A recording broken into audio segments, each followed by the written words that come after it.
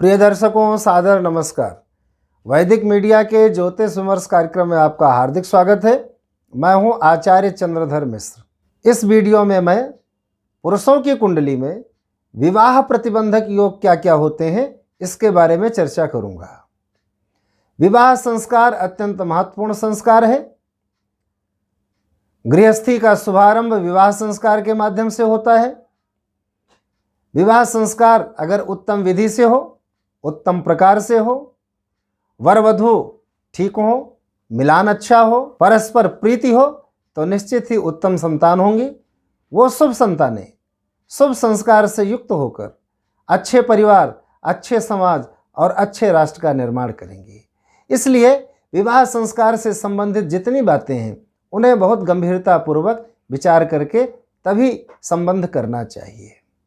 पूर्व काल में पुत्र पुत्रियों का विवाह माता पिता कम आयु में कर देते थे, परंतु आजकल बड़ी आयु में युवक युवतियां विवाह बंधन में बंधते हैं। शिक्षा दीक्षा, कारोबार, कैरियर के कारण समय बीतता चला जाता है।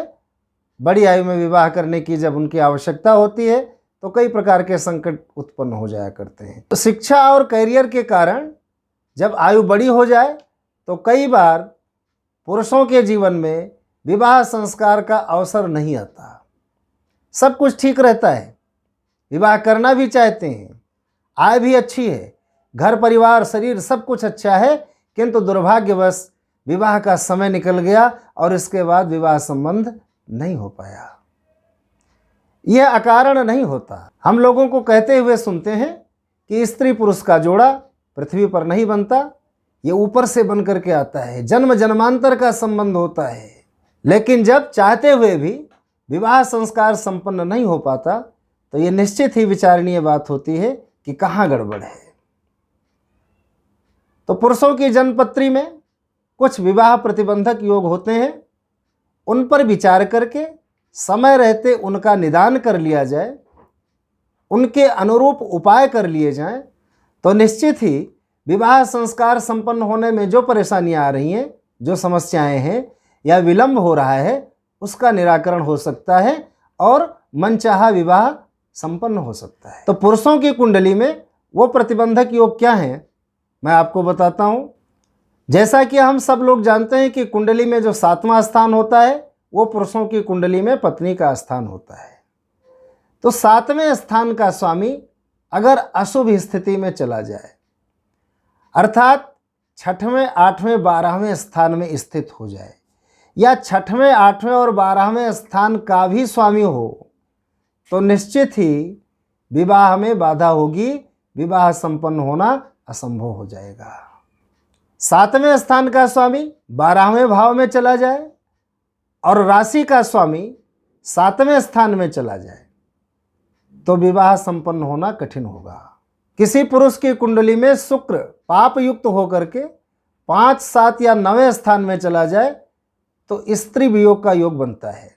विवाह होकर के भी स्त्री का संग छूट जाया करता है। किसी पुरुष की कुंडली में शुक्र, बुध और शनि ये तीनों नीच राशि में स्थित हो या शत्रु नवांश में स्थित हो तो ऐसे जातकों के जीवन में स्त्री और पुत्र का सुख नहीं होता।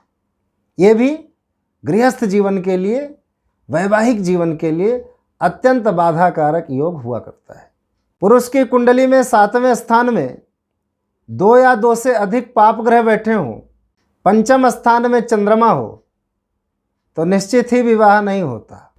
कुंडली में चंद्रमा और शुक्र एक ही राशि में स्थित हो, अर्थात चंद्रमा शुक्र की युति हो और उनसे 7वें मंगल शनि स्थित हो, तो विवाह में बाधा होगी, विवाह नहीं होगा।